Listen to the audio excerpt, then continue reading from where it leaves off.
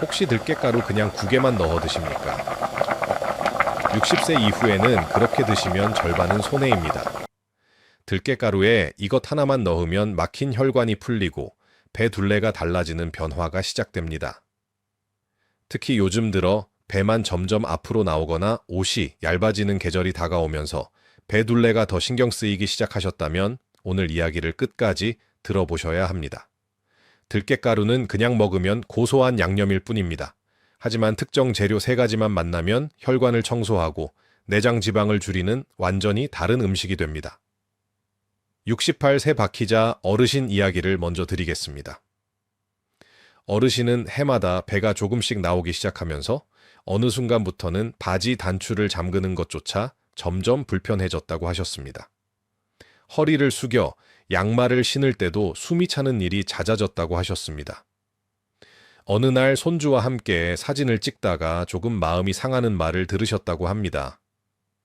할머니 배 왜 이렇게 나왔어? 다른 할머니들은 날씬한데? 손주는 아무 생각 없이 한 말이었겠지만 그 말이 마음에 오래 남았다고 하셨습니다. 그날 이후로 거울을 볼 때마다 배부터 먼저 보이기 시작했다고 하셨습니다. 그래서 동네 공원을 하루 30분씩 걷기도 해보셨고 저녁 밥양도 줄여보셨습니다. 그런데 이상하게도 뱃살만큼은 좀처럼 줄어들지 않았다고 하셨습니다. 결정적으로 몇 주 전 병원 건강검진에서 한 가지 이야기를 듣게 되셨습니다. 내장지방 수치가 꽤 높은 편이고 혈관 나이도 실제 나이보다 10년 가까이 높게 나왔다는 결과였습니다. 식단을 더 신경 쓰기 시작하셨고 그때 제가 노후 건강 강의에서 알려드린 방법으로 들깨가루를 먹는 방식을 하나 바꾸기 시작하셨습니다. 특별한 음식이 아니었습니다. 집에서 늘 국에만 넣어 드시던 들깨가루를 특정 재료와 함께 먹기 시작한 방법이었습니다. 처음에는 이게 정말 도움이 될까 반신반의하며 시작하셨다고 합니다. 그런데 4일째쯤 지나자 먼저 배가 조금 가벼워지는 느낌이 들기 시작했고 일주일 정도 지나자 아침에 일어날 때 배가 덜 불편하다는 느낌을 받으셨다고 하셨습니다. 한 달 뒤 병원 검진을 다시 받았을 때 허리 둘레를 재보니 배 둘레가 3cm 줄어 있었고 혈액 검사에서도 중성지방 수치가 220 정도에서 160 정도로 낮아진 결과가 나왔다고 하셨습니다. 박희자 어르신이 제일 먼저 하신 말이 있습니다. 들깨가루는 그냥 고소한 양념인 줄만 알았어요. 같이 먹는 것 하나 바꿨을 뿐인데 몸이 이렇게 달라질 줄 몰랐습니다. 이 변화가 나온 이유는 단 하나였습니다. 들깨가루를 얼마나 많이 먹었느냐가 아니라 들깨가루를 무엇과 함께 먹었느냐였습니다. 오늘은 막힌 혈관을 풀고 내장 지방을 줄이는 데 도움을 줄 수 있는 들깨가루 조합 3가지를 말씀드리겠습니다. 첫 번째는 지방을 분해하는 조합입니다. 두 번째는 지방 흡수를 막는 조합입니다. 세 번째는 혈관 속 찌꺼기를 정리하는 조합입니다. 특별한 음식이 아닙니다. 대부분 집 냉장고에 이미 있거나 마트에서 1,000원에서 2,000원이면 쉽게 살 수 있는 재료들입니다. 하지만 이 3가지 조합을 알고 먹느냐 모르고 먹느냐에 따라 들깨가루는 그냥 반찬이 될 수도 있고 몸을 바꾸는 음식이 될 수도 있습니다. 집에 들깨가루 있으신 분들 꽤 많으실 겁니다. 평소 요리에 자주 쓰시는 분들도 계실 텐데요. 나도 오늘부터 한번 제대로 먹어봐야겠다 싶으시면 댓글에 들깨 2글자만 남겨주십시오. 오늘 영상 끝까지 보시면 들깨가루의 진짜 힘을 알게 되실 겁니다. 오늘 이야기 기대되신다면 좋아요, 구독 버튼도 지금 한 번씩 눌러주세요. 식탁 속 건강 이야기를 이어가는 큰 응원이 됩니다. 혹시 주변에 뱃살 때문에 고민이 있으신 분이나 혈관 건강이 걱정되는 가족, 지인분들이 계시다면 이 영상도 함께 공유해 주십시오. 그렇다면 왜 60세 이후에는 예전과 같은 식사를 해도 배만 먼저 나오기 시작할까요? 60세 이후에는 몸에서 3가지 변화가 동시에 나타납니다. 이 3가지 변화가 겹치면서 예전에는 없던 뱃살이 생기기 시작합니다. 첫 번째는 내장지방 증가입니다. 같은 양을 먹어도 예전처럼 살이 빠지지 않고 유독 배 주변으로 지방이 쌓이기 시작합니다. 나이가 들수록 몸은 피하지방보다 장기 주변에 쌓이는 내장지방 형태로 에너지를 저장하려는 경향이 강해집니다. 그래서 체중은 크게 늘지 않았는데도 배만 앞으로 나오기 시작하는 경우가 많습니다. 두 번째는 혈관 변화입니다. 60세 이후에는 혈관벽에 콜레스테롤과 중성 지방이 조금씩 쌓이기 시작합니다. 이렇게 되면 혈관이 점점 좁아지고 혈액이 흐르는 속도도 느려집니다. 혈액순환이 떨어지면 몸이 에너지를 사용하는 속도도 함께 낮아집니다. 이때 사용되지 못한 에너지가 지방 형태로 저장되기 쉬워집니다. 세 번째는 기초대사량 감소입니다. 나이가 들수록 근육량이 줄어들고 몸이 소비하는 에너지 양도 자연스럽게 감소합니다. 예전에는 같은 식사를 해도 몸에서 대부분을 에너지로 사용했지만 60세 이후에는 남는 에너지가 지방으로 저장되는 비율이 높아집니다. 결국 60세 이후 뱃살이 늘어나는 이유는 단순히 많이 먹어서가 아니라 대사 속도 감소와 혈관 변화, 그리고 내장 지방 축적, 이 세 가지가 동시에 겹치기 때문입니다. 그래서 이 시기에는 단순히 음식을 줄이기보다 몸의 대사와 혈관 흐름을 함께 고려한 식사 방식이 더 중요해집니다. 그래서 여기서 들깨가루 이야기가 다시 나오게 됩니다. 많은 분들이 들깨가루를 그냥 국이나 나물에 넣는 고소한 양념 정도로만 생각합니다. 하지만 실제로는 들깨가루 속에 들어있는 오메가3 지방산이 혈관과 내장 지방에 직접 관여하는 성분입니다. 오메가3는 혈관 벽에 붙어있는 중성지방과 콜레스테롤을 천천히 떼어내는 역할을 합니다. 쉽게 말하면 수도관 안쪽에 끼어있는 기름때를 조금씩 벗겨내는 역할을 한다고 생각하시면 이해가 쉽습니다. 혈관 벽에 붙어있던 기름 찌꺼기가 줄어들면 혈액이 흐르는 길이 조금씩 넓어지고 몸이 에너지를 사용하는 속도도 다시 올라가기 시작합니다. 그런데 여기서 많은 분들이 한 가지 중요한 사실을 놓치고 계십니다. 들깨가루는 혼자 먹으면 효과가 제한적입니다. 들깨가루 속 오메가3가 몸에서 제대로 작용하려면 특정 성분과 함께 들어와야 합니다. 그래야 지방을 태우는 과정이 시작되고 새로운 지방이 쌓이는 것을 막고 혈관에 쌓인 찌꺼기까지 정리되는 세 가지 작용이 동시에 일어나게 됩니다. 그래서 제가 노후 건강 강의에서 자주 말씀드리는 것이 있습니다. 들깨가루는 많이 먹는 음식이 아니라 어떻게 조합해서 먹느냐가 더 중요한 음식입니다. 이제 먼저 첫 번째 조합부터 말씀드리겠습니다. 많은 분들이 국에 넣는 채소 정도로만 떠올리는 이 재료가 여기서 중요한 역할을 합니다. 바로 무와 식초를 함께한 들깨가루 조합입니다. 무에는 이소티오시아네이트라는 성분이 들어있습니다. 이 성분은 몸의 대사를 조금 더 활발하게 움직이도록 돕는 역할을 합니다. 쉽게 말하면 몸속에서 에너지를 태우는 속도를 살짝 끌어올리는 스위치 같은 역할을 합니다. 난방 보일러 온도를 조금만 올려도 집안이 금방 따뜻해지는 것처럼 대사가 조금만 활발해져도 몸은 저장된 지방을 먼저 쓰기 시작합니다. 여기에 식초가 더해지면 작용이 한 번 더 겹칩니다. 식초 속 초산은 새로운 지방이 만들어지는 과정을 억제하는 데 관여하는 것으로 알려져 있습니다. 이미 쌓여있는 지방은 에너지로 사용하도록 돕고 새 지방이 쌓이는 속도는 늦추는 방향으로 작용합니다. 여기에 들깨가루가 함께 들어가면 의미가 조금 달라집니다. 들깨가루 속 오메가3 지방산은 혈관 벽에 붙어 있는 중성지방과 콜레스테롤이 서로 뭉치는 것을 억제하는 데 관여합니다. 쉽게 말하면 무와 식초가 지방을 태우는 환경을 만들고 들깨가루는 혈관 속 흐름을 부드럽게 만드는 역할을 하는 셈입니다.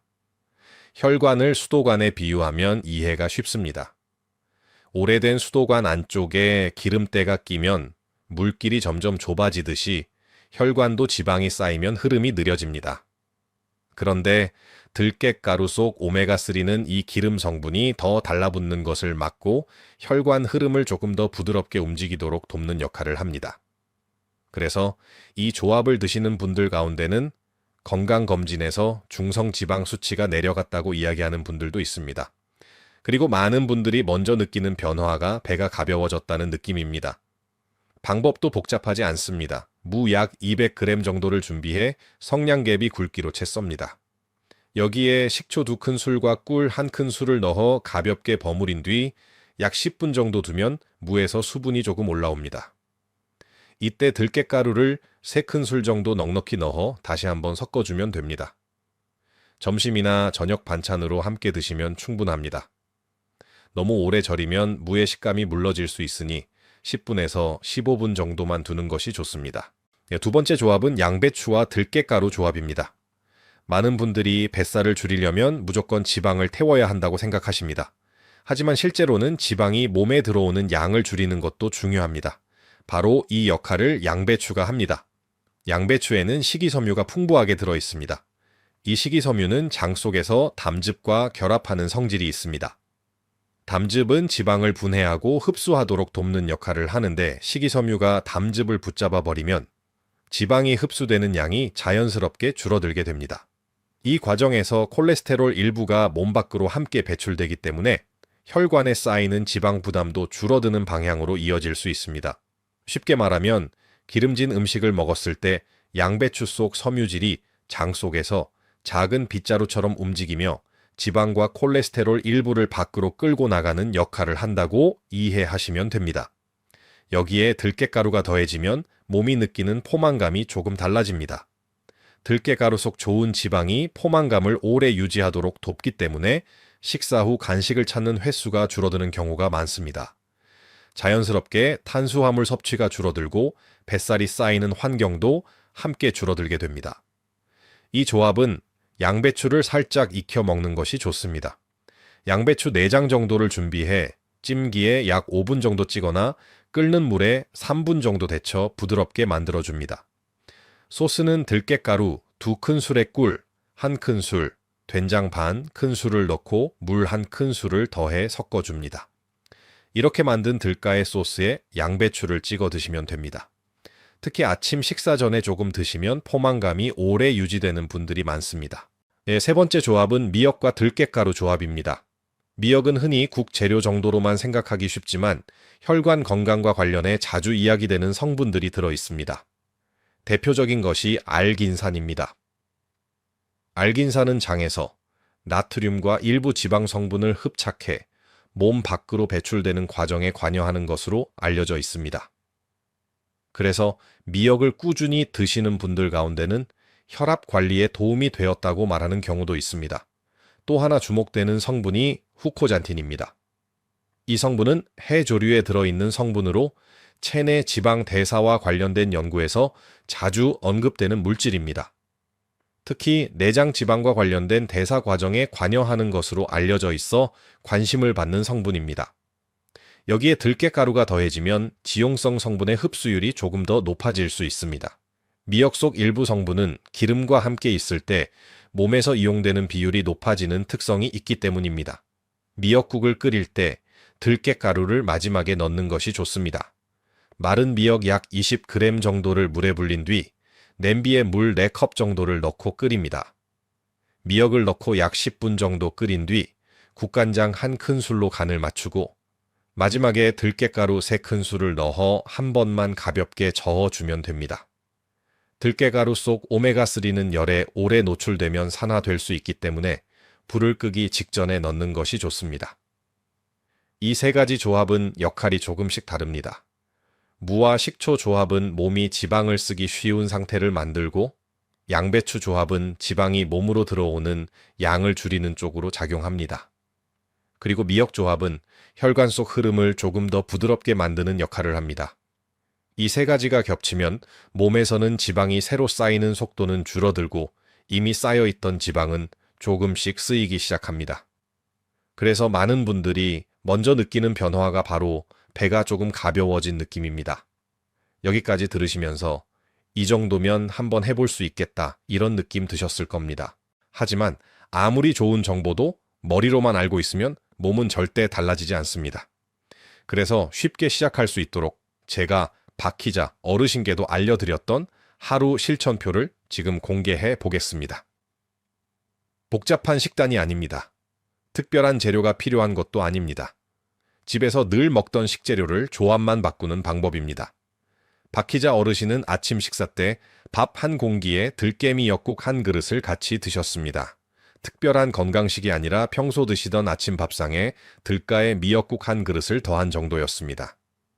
이렇게 아침에 미역과 들깨가루 조합을 드시면 밤사이 느려져 있던 혈액순환이 조금 더 부드럽게 움직이기 시작합니다. 점심에는 무와 식초, 그리고 들깨가루를 함께한 무채 반찬을 드셨습니다. 물을 채 썰어 식초와 꿀을 조금 넣어 버무린 뒤 들깨가루를 넣어 섞는 방법입니다. 점심 식사 때 이 반찬을 함께 드시면 몸이 지방을 태우는 환경을 조금 더 쉽게 만들 수 있습니다. 저녁에는 양배추를 살짝 찐 뒤 들깨가루 소스에 찍어 드셨습니다. 양배추 속 식이섬유가 장에서 지방이 흡수되는 양을 줄이고 들깨가루 속 좋은 지방이 포만감을 오래 유지하도록 돕기 때문입니다. 그래서 저녁 식사 이후에 간식을 찾는 횟수가 자연스럽게 줄어들었다고 말씀하셨습니다.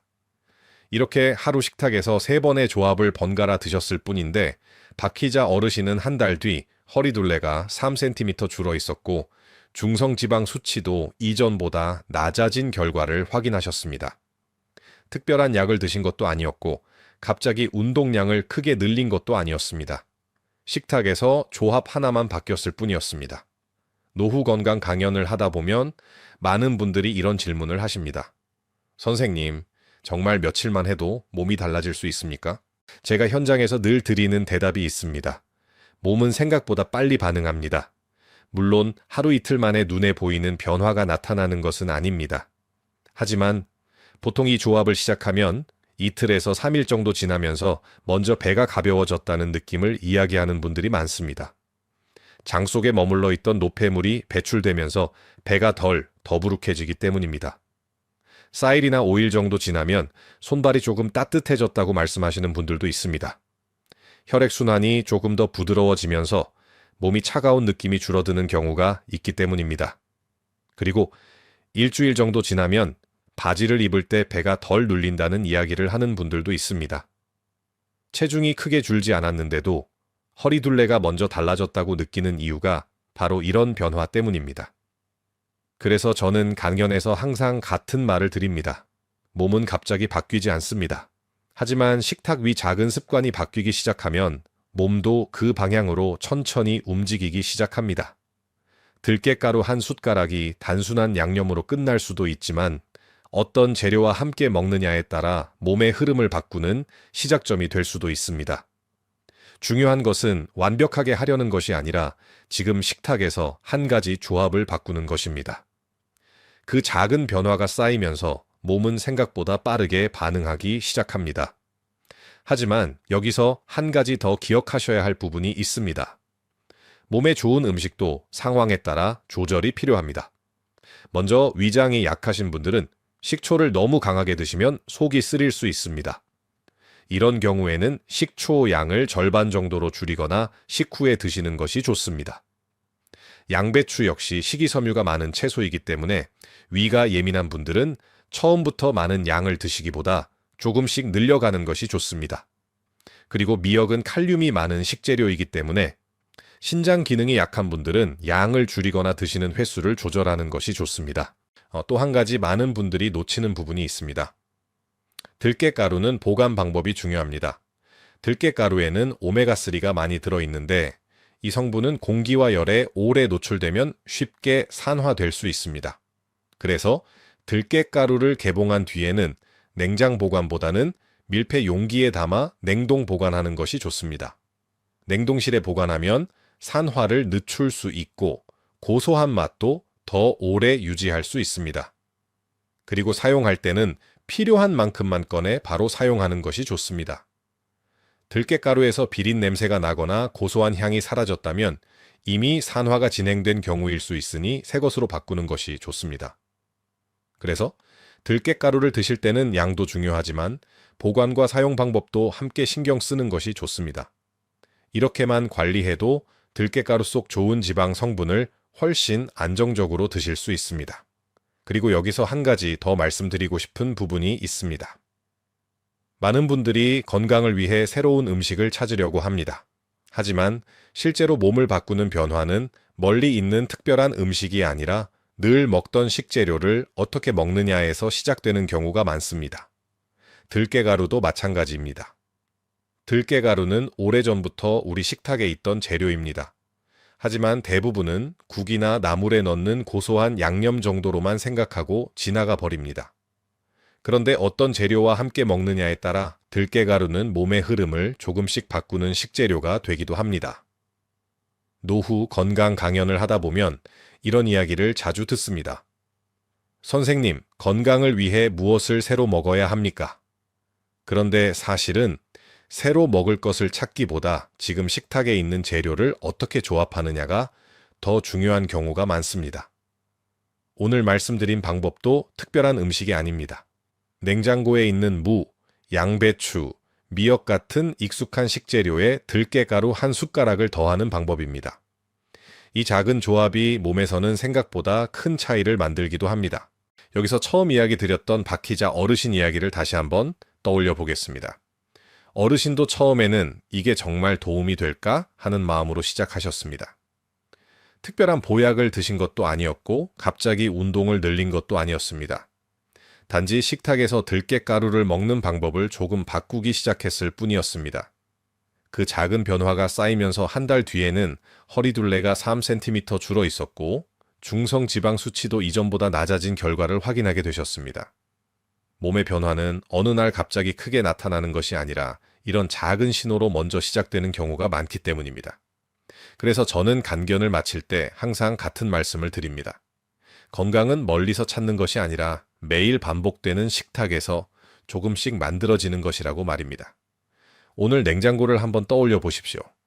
무가 있을 수도 있고 양배추가 있을 수도 있고 미역이 있을 수도 있습니다. 세 가지 중 하나만 있어도 오늘부터 시작할 수 있습니다. 완벽하게 하려고 하지 않으셔도 괜찮습니다. 지금 식탁에서 들깨가루 조합 하나만 바꾸는 것, 그것이면 충분합니다. 그 작은 변화가 쌓이면 몸은 생각보다 빠르게 반응하기 시작합니다. 오늘 이야기 도움이 되셨다면 좋아요와 구독 버튼도 한번 눌러주십시오. 여러분의 응원이 더 많은 분들에게 건강한 식탁 이야기를 전하는 힘이 됩니다. 알림 설정도 해두시면 식탁에서 바로 실천할 수 있는 건강 이야기를 빠르게 받아보실 수 있습니다. 그리고 지금 들깨가루를 집에서 드시고 계신 분들이라면 댓글에 들깨 2글자 남겨주십시오. 실제로 실천해 보신 분들은 어떤 조합이 가장 편했는지도 함께 나눠주시면 다른 분들에게도 큰 도움이 될 것입니다. 여러분의 식탁이 조금 더 가벼워지고 몸이 조금 더 편안해지는 하루가 되시기를 바라겠습니다.